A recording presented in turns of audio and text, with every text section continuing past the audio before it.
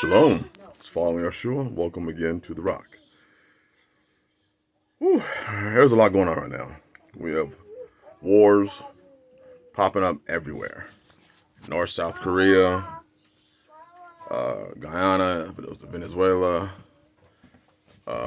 obviously Russia, Ukraine, the United States of America, and Israel, in the Middle East. Germany's talking about jumping into the war. Sweden's talking about jumping into the war. There's just a lot going on in this world. And largely what I've noticed is that people don't really know what to do in times like this. And there's something that you always hear. And you always hear people say, well, don't be in fear. Don't be in fear. Don't be in fear. And while I do understand that, my biggest concern is not the fear, it's the lies. More people focus on not walking in fear that they don't walk at all. I don't want to walk in fear, so they don't store food. I don't want to walk in fear, so they don't make anything. I would say the lack of fear, appropriate fear, I guess you would call it, awareness, is the problem. We don't even have, and this is a completely different type of fear. We don't even have a fear of the Most High. We don't even have a fear of His Word, of what it says. There's so much going on. We're going to talk about some of that in this live stream. The things that are just taking place in this faith, the levels of adultery that are taking place in this faith, knowing that the Bible says thou shalt not commit adultery, the amount of it that's taking place, and how people try to lie on the Bible and twist the Bible up to justify their stealing of other. Anyways, there's just a lack of fear, but people are not paying attention to the lies. The lies that are being spoken, the lies that are being perpetuated. Satan is the father of lies. He is a deceiver. His number one weapon is deception. It's trickery. It's manipulation. All those different synonyms for the word lies. But people are not moving in any sort of awareness or prudence. The prudent man foreseeth evil and hide himself. When people say, when you do that, you're being fearful. Well, I'm being aware. I think that a lack of urgency is our issue now. People don't have an urgency because they don't think anything's going to happen. And they confuse, I don't want to walk in fear, with, I'm not making urgent decisions. Because whether you like it or not, the decisions that you fail to make are going to cost you. For instance, right now food prices are going up, and the stores. I went to the store before this big storm hit, and we had -9 last night. Before this big storm hit, and there was no tomato goods. Now I understand people were stocking up for the storm, but tomato sauces, not spaghetti sauce, tomato sauce. I guess everybody else to decide that they're gonna all make homemade spaghetti at the same time. But there were a lot of shortages taking place. The food prices, and not just the food prices, but the prices of everything, are literally going up. And see, people take advantage of times, and they don't move with an urgency. So let's just say that, and I'm not, making a prediction or anything right now, but let's just say the start of year 2025, things are going to flip upside down. We see wars taking place. We see escalations of wars taking place. We know that we are in an election cycle, which looks like it could turn violent. It looks like it could turn violent, literally. And there still isn't an urgency in people to move. And they say, I don't want to be fearful. I don't want to move in fear. Yah did not give us a spirit of fear. So what kind of fear was it when Moses moved? I do believe that there is a righteous fear. There's a righteous awareness. There's a righteous prudence. And there's an urgency that is brought forth by having a fear of Yah. You fear Yah, and you know that He said that, he will alert you, when these times come. I'm not talking about even the end times. I'm talking about He warned Noah when He was going to destroy the earth. He warned, He had Jonah go and warn the people of Jericho. Lot got to get warned by Abraham. And even despite warnings, there are always going to be people that say, I hear the warning, but I'm not supposed to move in fear. Well, here's my thing.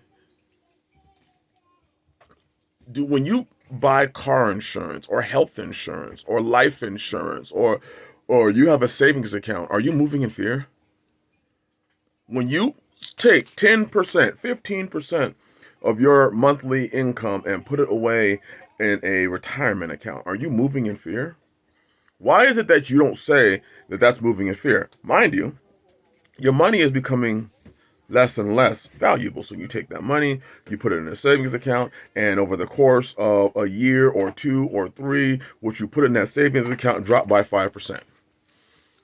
What I have done and have suggested is people put their money in things. This is just a suggestion. I'm not a financial advisor.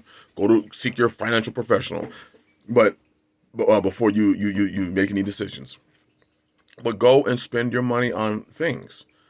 Again, if a bag of sugar cost $9 3 years ago, a 50-pound bag of sugar cost $9, $10 3 to 5 years ago, and now it costs $19 to $20. Think of what happened to all that money you had in your savings account. It dropped that same way, literally damn near 50% or 100%. The price rose 100%. It's amazing when people do things like this. You know, they spend money, they put money in savings accounts, they put money in CDs, they put money in stocks. They're preparing for when they turn 60 and 65. Nobody ever says that's fear. They say that's smart. But then when you tell people, hey, look at the times that we are in, it would be a good idea for you to have, hey, put as much food, as much water as you can away. Put some food away. You know, get 3 to 6 months of food.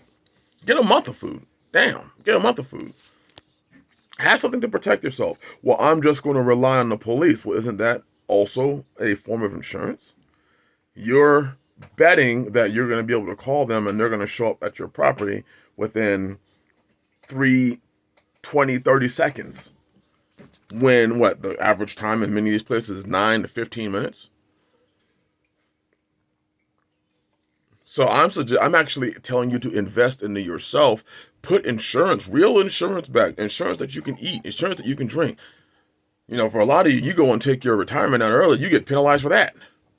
If I go to my storage and my food storage and I take a can of pasta sauce out early, there's no punishment for that.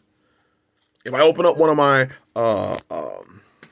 canned spaghetti sauces or they pop open one of their tinctures, there's no cost for that. There's no penalty for that. If I open up a bag of or a barrel of barley so that we can, you know, they can use it for whatever they want to use it for, there's no penalty for that.